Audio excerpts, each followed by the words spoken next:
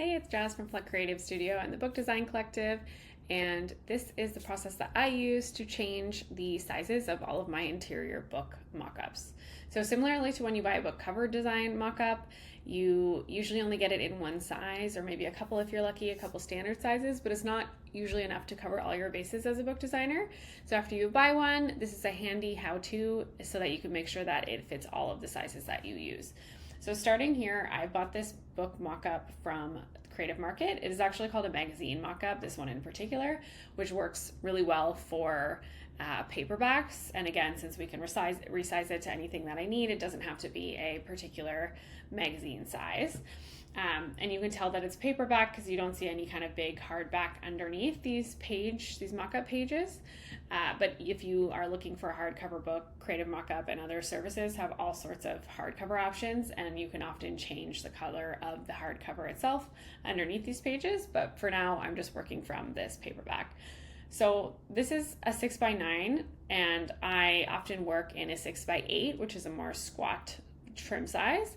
So I need to make sure that I have a mock-up handy at all times in that size to make my life easier and to work faster.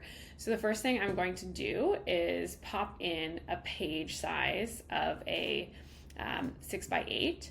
So I'm going to go ahead and grab one from my files.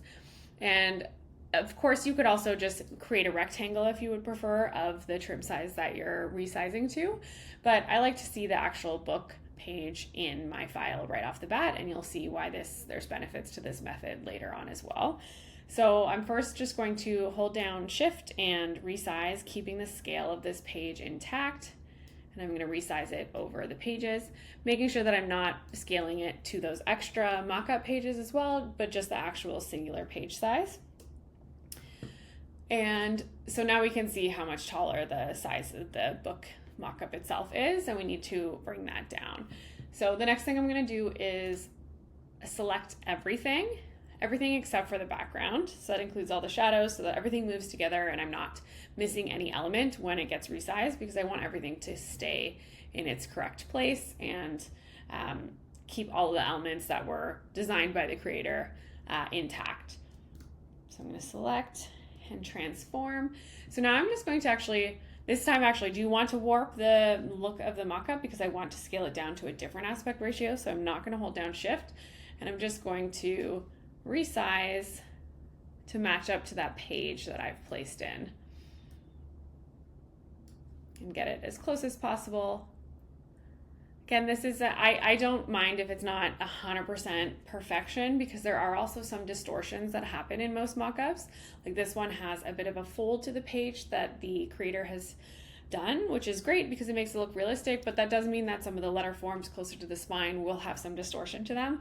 And because of that, I'm not looking for absolute perfection when it comes to this scaling job. I'm just getting as close as possible because nobody will notice on my website and on the final mock-up.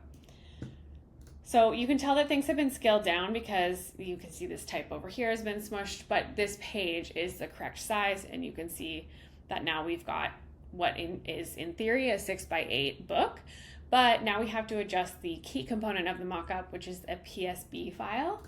And in most mockups, what you'll find is that there's, especially an interior mockup, you're gonna have a left page and a right page that you're gonna manipulate separately. So then, and you'll see them in your Photoshop file after you've purchased your mockup. There's usually a Your Design Here kind of layer name. It might say art layer here or something like that, and there would be a left and a right. So if I click on the left first and open that up, then again I can drop over my left page and then scale it around. And first I'm going to show you what it looks like if you just scale it correctly, keeping the aspect ratio. So again, holding Shift. So because this was more of a 6x9 mock-up when we got started, you can tell it's not the exact correct shape at the moment. So if I hit enter and then save and go back here, it looks like the type is a little bit too compressed and it's not right exactly in the correct area that I want it to be in. And that's because in this PSB file, even though the mockup has been squished down, the PSB hasn't been squished down. So we actually then need to fill the entire PSB file with our page.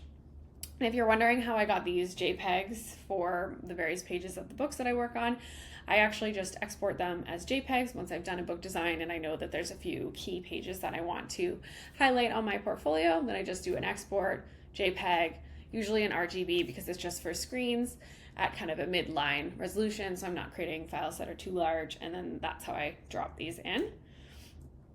I'm going to hit save, and now this should look like it hasn't been squished down. As mentioned, again, there's an effect on this mockup, so you can see that happening when I toggle this on and off. And as I mentioned at the beginning, this is why I do actually like to drop in a page versus just using a square at the correct aspect ratio for this, because it just allows me to make sure that nothing funky has happened and the text hasn't stretched, so I can see exactly what it was meant to look like as a flat JPEG to make sure that the mockup is correct. So I'm going to go over to the right side and pop in the right page, do the same thing. Again, stretching it. So this might feel counterintuitive to you because you are stretching the page beyond its aspect ratio, but if you recall from the beginning, we have correctly stretched the mockup itself to the correct aspect ratio. So that means even if things look off in this PSB file, don't worry about it. They will be correct in your mockup file. So there you go. As you can see, that looks all balanced and the correct size to me. You can, of course, look at your page to assess if you think the margins have kind of stayed correct, how you would like them to look, all of that. But otherwise, this looks like it's good to go, and I would just resave this as a new file called 6x8 so that I have it on hand, and that way I never need to make any of these adjustments again. They will all maintain and be intact when I open up the PSD file again. So all I have to do when I open the file would be to open up both of these left and right pages again, pop in my new JPEGs, and then save it out. And there you have it. That's how you resize an interior book mockup. Let me know if you have any questions in the comments. Thank you.